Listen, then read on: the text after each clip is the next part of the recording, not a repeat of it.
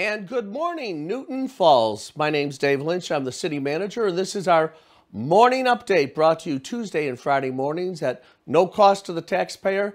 And we appreciate the kind consideration of Gregory Films, Tom Gregory and his group that do such a great job with our council meetings. And I will put the Gregory Films broadcast of our football games against any college level broadcast. Multiple cameras, drone shots, replays, instant replays, and outstanding commentary and on-the-field reporting. Gregory Films really producing some outstanding stuff, and thanks for bringing us this program at no cost to the taxpayers. Well, we have had some very interesting things happening around town, but, you know, every now and then there's that phrase, you have to stop and smell the roses. What that really means is when blessings and good things happen, remember them and savor them. Well, we do have some signs of regularity and normalcy, and nothing really gives us that good feeling about our community better than the homecoming game. And at that game, where Newton Falls prevailed in a big way, outstanding victory they had over Sebring, we had the crowning of the homecoming queen and king. Tom, if you let us see a little bit of that video there. There's the game itself. You can see the wide shot. And there was a great ceremony for the homecoming king and queen who were crowned. And I will tell you, folks, you know, we're not supposed to obsess in trivialities, but there's the homecoming king, a good-looking young man. And you can see that the crown is being passed and the banner is being draped over the homecoming king. And their names are going to come up here in just a second. That's a young man by the name of Spurlock, I believe. And he's got a winning smile and looks like he's ready to conquer the world. And then the announcement, I think, came shortly after that of the homecoming queen. And let's pause for a moment while we get ready for that to happen. You can see the Newton Falls Marching Band, the best in the land. And there's the homecoming queen. Big hugs. Blake Spurlock, the king, and Chloe Downing, our homecoming queen. And those of you that had a chance to see their picture on Facebook realize what a handsome couple they make. There is the crown itself. I noticed that the crown of the queen, it looks more authentic. The king's crown, unfortunately, looks like it's made out of a little bit of cardboard and Scotch tape, but as it should be, Spurlock and Downing, the king and queen from Newton Falls High School homecoming. And folks, that creates a lot of memories for all of us who remember our high school days. And what a joy it is for us to see these kids still be able to experience some of the joy of being a high school senior, despite the COVID-19.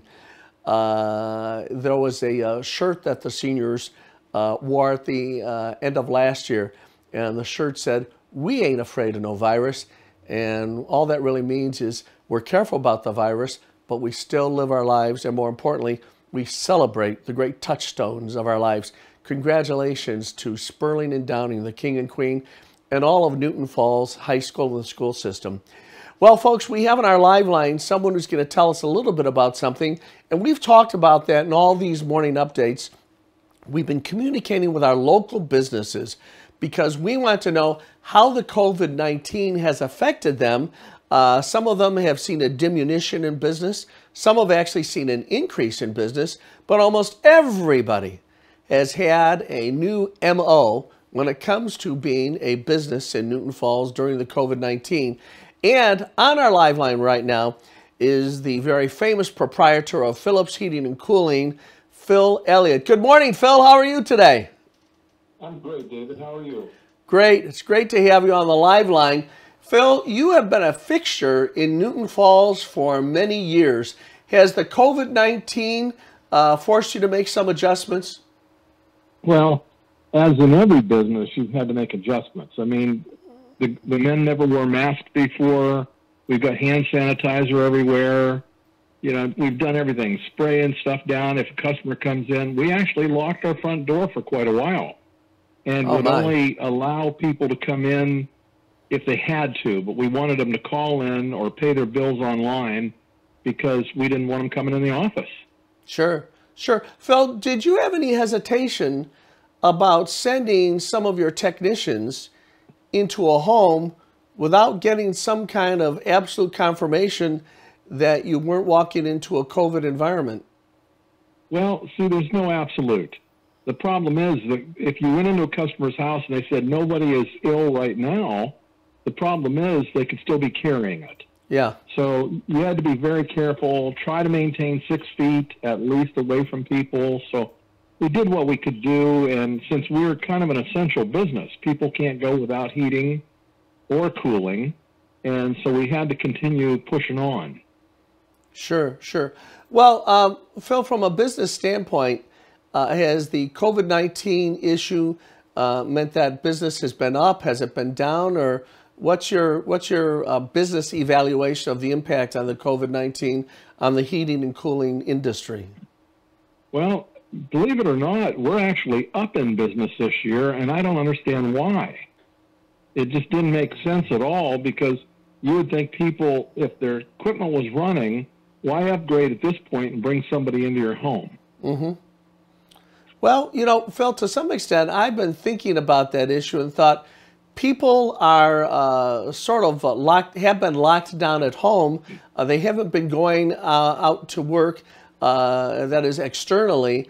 And so maybe they've had more opportunity to examine and contemplate their HVAC systems because they have time to do it. And maybe that generates the call to a company such as yours. Is it possible there's an impact in that fashion? Well, that follows along the line of like Home Depot. You couldn't buy any treated wood, because everybody's at home doing home projects. Well, now all of a sudden, and you're probably right, now all of a sudden they sit around, they look at their furnace, and they're going, that thing's 30 years old. I need to upgrade it. Yeah. And that's probably a good point.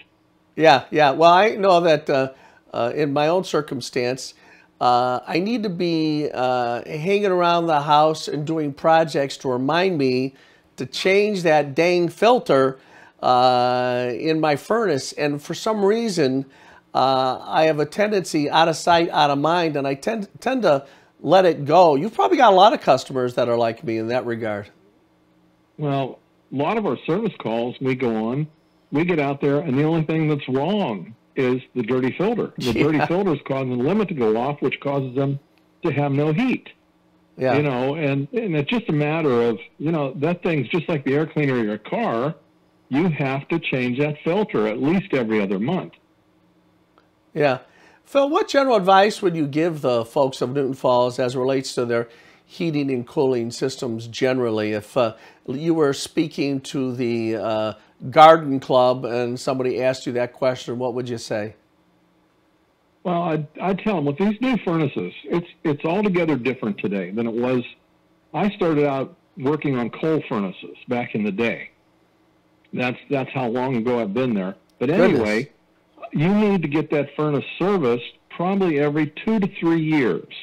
You truly don't need them serviced every year, but you need to get them checked every 2 or 3 years just to make sure they're working properly and oil the motors and check the pressures and things like that. But you can't ignore the thing completely. We've seen people that they put a furnace in and 30 years later they're calling us back and they've never had a service call, and the thing's rusted out and it's not working right and the burners are burning dirty and you're getting carbon monoxide up through the heat exchanger, which is not necessarily going to go into the house. But people need to have these things looked at. It's an appliance that could be dangerous if it's not properly taken care of. Yeah. Phil, other than changing the filter, really the HVAC systems today, even in residential levels, it needs a professional technician, doesn't it? I mean, I can remember years and years ago when I used to think I could, just relight the furnace like I did the hot water tank, but life isn't like that these days, is it? No. In the old days, you put 10 parts on your truck and you could fix anything. Yeah. Today you can fill a van full of parts and you don't even have a beginning of what you need when you get out on the job, because every furnace is all OEM direct anymore. So if it's not original equipment manufacturer, it's hard to make a piece work because you just can't. You have to buy the original pieces, and you can't carry that many pieces on a truck. Yeah, yeah. And the manufacturers have their own standards and requirements in terms of that piece. So finding something on the back shelf in your service van frequently is quite difficult, isn't it? It certainly is. And today, for some reason, or just as of since COVID, we've been having trouble receiving parts and equipment. You know, so because people are buying more or seem to be buying more, but the factory is shut down because of COVID. And we had times we were on back order for furnaces and air conditioners in the middle of summer. Goodness. Well, that certainly puts a crimp on being able to resolve repair issues on a short-term basis. Phil, we're coming into the heart of the winter season. What kind of directives would you give our citizens here in Newton Falls as we begin to turn the corner into winter? What kind of things would you say to conclude here, Phil? Well, you want to check your vent system to make sure it's properly venting, either into a chimney or on the high-efficiency furnace going out the sidewall. Make sure there's no debris around them. And you want to check the filters. Always check your filters. Look in the burner and take the top door off, if they're able. Not everybody's able to do this, but take the top door off and look and make sure there's no rust or dirt or soot inside the furnace cabinet, because that's a telltale sign that something else is going to happen. Yeah. And you need to be, if they're aware of what they've got, and they look at it once in a while, and they can always tell the changes. So they need to gear up, cover your air conditioner, only the lid of it. Just put a piece of plywood over the top of it and a brick on top, if nothing else. And that way it's protected from leaves and everything else over the winter, because you're not going to run your air conditioner between now and next probably April or May. Yeah. So you might as well seal it up. Seal it up so the weather doesn't hurt it any sooner. Well, some of those air conditioning units, those compressors that are outside the home, I've seen where sometimes critters find themselves a cozy little home there. Have you seen that happen? I'd say we probably have 25 service calls a year where the chipmunks or mice chew the wires in half. And so then they wind up with no cooling. So yes, they love to be there for some reason. Yeah, all right. Well, Phil, folks can reach your company at 330-872-5310. 330-872-5310. It's phillipsheatingcompany.com if you're looking to check out their website. But the mainstay of heating and cooling service in Newton Falls for a long time and now continuing, of course, he started at age 9, so he's still a young man, is Phil Elliott. And Phil, thanks so much for coming on the program today. It's been very enlightening, and be safe this winter, okay, Phil? You too, Dave, and I hope everybody in the city is in good shape. All right, we appreciate it. Thank you. And, take care. Thank you. Thank you. And that was Phil Elliott, and he has certainly been the man that, well, to some extent, he has proven to be one of the leaders in terms of communicating with the community as well. What Phil has done is not just to be someone that services your HVAC as a business, but he has been someone that wants to educate the public about the right way to handle things as well. Well, we're bringing on the line right now someone's going to help us talk about Autumn in the Falls, which is coming up tomorrow. And good morning, David. Yes, I think we have in our live line Samantha Kropp, who's going to talk about the Autumn in the Falls. Good morning, Samantha. How are you? I'm doing wonderful. Terrific. Thank you for having me on to promote Autumn in the Falls. So Autumn in the Falls is a craft and vendor market that we're holding tomorrow, October 24th, from 9 a.m. to 2:30 p.m. crafters and vendors. We have over 50 of them that are going to be in our historic downtown selling their wares. After the success of Dickory Day, the Commerce Association, which is putting this on, got together, and, we saw a huge influx of business in our downtown area, and we decided to put on Autumn in the Falls.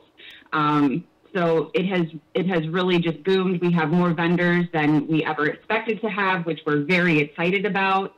We're really looking forward to putting together events like this and driving people into town. I think I can speak for all of us when I say that we're really proud to be a part of a group that, we can work together and really put on these great events to promote our village. And we want people, not only residents of the village, but people from outside of the village to be coming in and seeing how wonderful Newton Falls is. Sure. Samantha, just to give people a sense of confidence about the safety of this event, it's essentially on Broad Street in downtown Newton Falls, but the street is being closed to traffic, so pedestrians can feel pretty safe participating in this event, can't they?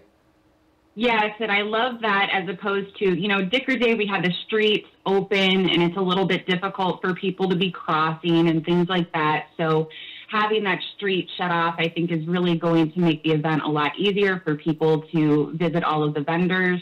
And it's all outside. So, if there are COVID concerns or anything like that, we are outdoors and open air, and all of the vendors are going to be, somewhat distanced, so that we don't have a lot of people in one space. So we're really looking forward to putting on a safe event for everyone. Samantha, you said something which perked up my ears, which explains why I'm having a hard time controlling my waistline, and that is, you said something about some outside folks bringing some foodstuffs. Tell us about that. So there are going to be food vendors. I know that people are doing, hot chocolate and different kind of foods when it gets closer to the afternoon. And then, of course, we have, crafts and collectibles and everything like that. So a wide variety of different vendors.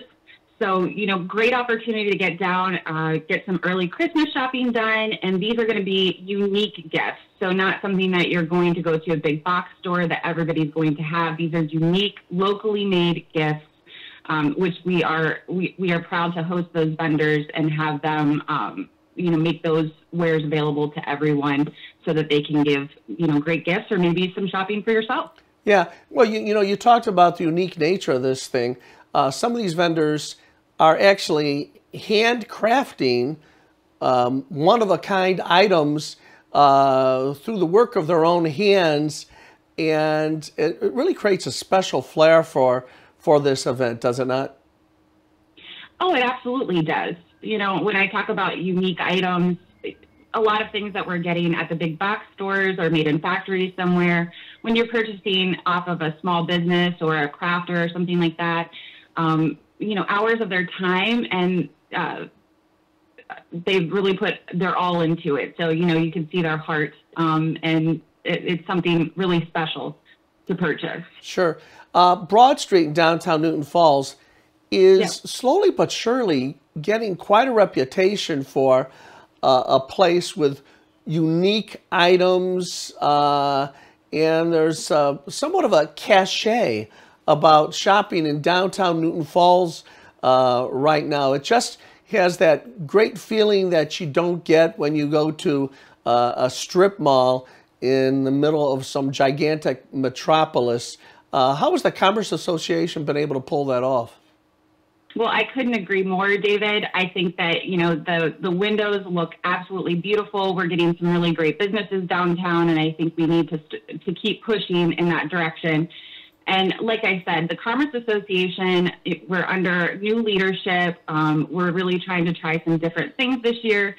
So, we encourage everyone, if you want to be a part of the Commerce Association, even as an individual, as a business, we encourage you to come to a meeting and sign up to be a member. But yes, we're really pushing to get that downtown area revitalized, but also the businesses all over town.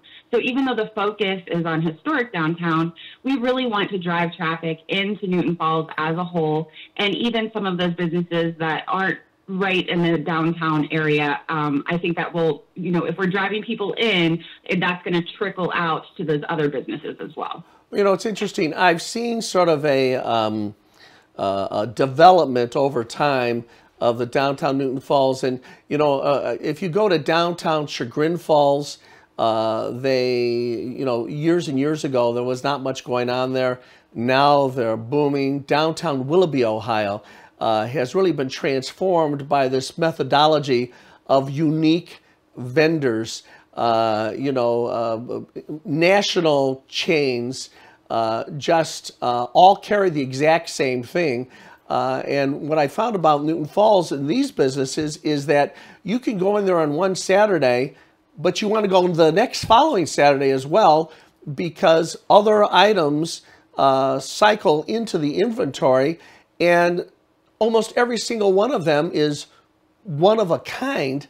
And it looks like the promotional activities such as this event are making a huge difference. Samantha, tell everybody the details of tomorrow's program again, the time and the location and that sort of thing. Again, you mentioned at the top of the show, but I do want to hear you mention so people get that. Sure.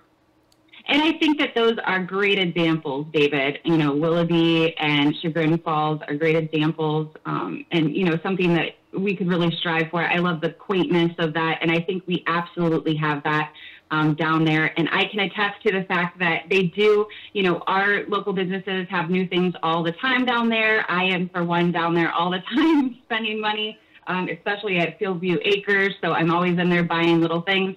And yes, we absolutely want everyone to come and attend Autumn in the Falls tomorrow. It is tomorrow, Saturday, October 24th, from 9 a.m. to 2:30 p.m. It is right in historic downtown. We're going to have the street shut off, plenty of vendors, plenty of places for you to buy gifts or things for yourself. So come check it out. It looks like we're going to be rain-free tomorrow. It could be a little bit chilly, but, wear your coat and enjoy the beautiful fall day in historic downtown. Well, the briskness in the air will certainly motivate the consumption of the hot chocolate you're going to have there. So I know I'll certainly have a cup of that. The phone number, folks, Theresa Commerce Association is 330-883-0501. So if you have further questions about Autumn in the Falls, don't hesitate to call that number. Someone will actually answer. If not, leave a message, because we've got someone ready to call you right back and tell you about Autumn in the Falls. Downtown Newton Falls, the place to be. Why? Because the Commerce Association Newton Falls is working hard to make that a reality. So, Samantha from the Commerce Association, thanks so much for your help this morning. We look forward to seeing you. Thank you, David. All right, thank you so much. That was Samantha Kropp from the Newton Falls Commerce Association. Folks, one of the great things about the success of downtown, it's not where people have said to the government, you do this, you make this work. It's been a cooperative effort. The businesses that exist under the umbrella of the Commerce Association, the Broad Street Cafe, headed up by Pam Pretty, who, by the way, is the president of the Commerce Association, Tom Colosimo from Fieldview Acres, all those little businesses along the way have participated. In other words, been self-motivated to help get this done. They haven't said, well, government, we're going to turn it over to you and then we're not going to worry about it. No, they have partnered with all of us in the government, and there is a wonderful opportunity for all of our community to benefit, because the more we bring people into Newton Falls, more they realize what a great place it is. Maybe not just to do business or to shop, maybe even to move to. We've seen little places where people are increasing their activities in terms of renovation of their homes. We had a new home built recently in Eagle Point area on a vacant lot. So Newton Falls is on the precipice of growth. And why? Because of people like the Newton Falls Commerce Association. So thanks to all of them. Thank you, Samantha Kropp, for giving us that great promotional conversation about tomorrow's Autumn in the Falls in Newton Falls, and make sure you get there, folks. It starts, I believe, from 9 a.m. to 2:30 p.m., and you will have a good time, even if you don't buy anything. But I guarantee you, you'll buy something, even if it's a cup of hot chocolate. Well, folks, that brings us to the end of another one of the Newton Falls updates. Thanks to all of our participants, Phil Elliott, Samantha Kropp, and get over to the Autumn of the Falls. And as I say at the end of each one of these productions, God bless America, and God bless the city of Newton Falls,